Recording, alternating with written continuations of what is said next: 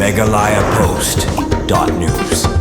Karibu Youth Federation yang bagi lightly sarkil berkentum ya kenopo sarkil argument sarkil ban berniat sarkil taksi kilalum lalang mat umadur jong Dr. Didi Pang Menteri Rembak Berim Kejelah belak no naganek sapertei hak ratring utau benai bat kejing lek niam bak kadu bela pendep mentaksi hanom ba Shillong nagaliang kadu po kejing lam usamla Alberto Nusik presiden kanong po sarkil usamla Ricky Lepang presiden kan berniat sarkil bat usai berani sekretari ke argument sarkil rengkat gidkon mentah kasih kila pelong ru dak jing duai bakar pang bakaman sim jong Dr. Didi Lepang kan syong jak tajunam bat kum kejing lek burom hakan kasih on tap nagaliang RBF lalik ru banbu dak sentiu mat umadur jong Dr. Didi Lepang balapan yang hap lau karib college.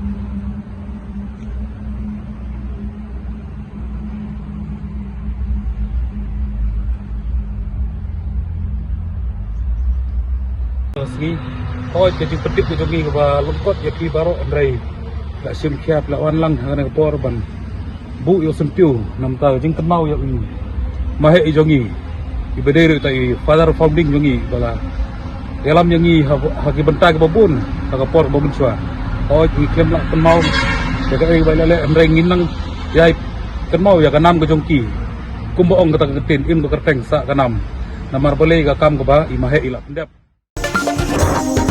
megalayapost.news.